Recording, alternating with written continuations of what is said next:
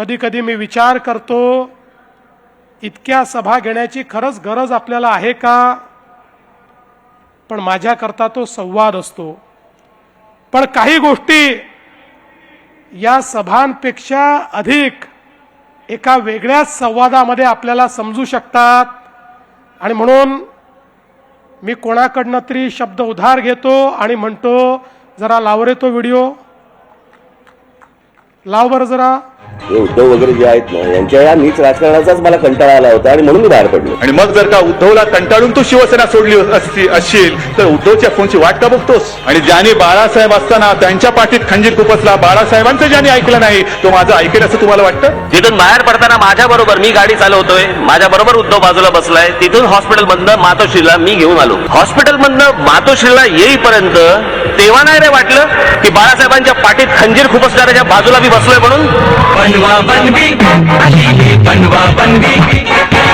त्या मुलाखतीमध्ये मी असं म्हटलं होतं, सेनेबरोबर परत मनसेने युती करावी किंवा मी तुम्हाला सांगू का, तो माणूस बोलतो वेगळं आणि करतो वेगळं. हा माणूस विश्वास ठेवणार का नाहीये मला माहिती आहे. तो अख्ख्या देशाला आणि महाराष्ट्राला माहित नाही, इतकं जवळून मला माहिती आहे. निंदकाचे घर असावे शेजारी. माझ्याकडे खूप व्हिडिओज आहेत.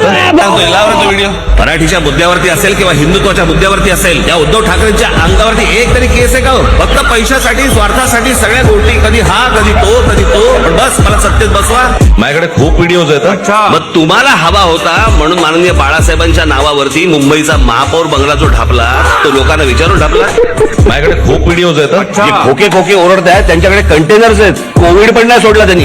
प्रत्येक वेळेला यायचं, बाळासाहेबांचं नाव पुढे करायचं, मग आम्ही लगेच काबडपणाने इमोशनल. एकदा तुम्ही स्वतःच्या डोळ्याने आणि कानाने ऐका आणि डोळ्याने बघा. हो ती नाही का, ज्याला स्वतःला बाळासाहेब झाल्यासारखं वाटतं, मग कधी मराठीच्या नादाला लागतात, कधी हिंदुत्वाच्या नादाला लागतात. शेवटी त्या संजय दत्तला कळतं की साला आपण काही भेजे में केमिकल लोचा होईल आहे.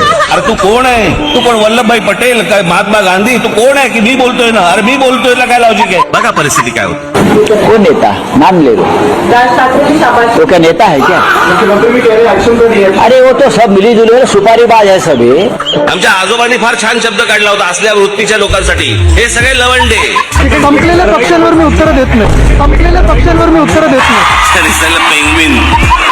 बाबा दुपार झाले आता उठले असतील आणि सुपारी चढत असतील. बाबा दुपार झाले आता उठले असतील. कोणाचा कधी उठतंय तुला काय करायचं? गेल्या 14 वर्षात मी 5 वर्षाचा पहिला हिशोब देतो. गेल्या 5 वर्षाचा, या 5 वर्षामध्ये या मुंबई महानगरपालिकेचं बजेट किती? बजेट 21,000 कोटी रुपये. 21,000 कोटी रुपयाचं बजेट या मुंबई महानगरपालिकेचं. त्यातले 60% पैसे हे आस्थापनेवरती जातात, तिथल्या पगारावरती जातात, इतर गोष्टीवरती जातात. राहतात किती? 40%. आता 40%मध्ये जर समजा पकडलं तर 21,000 कोटी मधले जर 40% पकडले, साधारणपणे 8,000 कोटी रुपये दरवर्षी हातामध्ये राहतात. म्हणजे 5 वर्षामध्ये कमीत कमी 40,000 कोटी रुपये हातामध्ये होते. या मुंबई शहरावरती खर्च करायला गेले कुठे?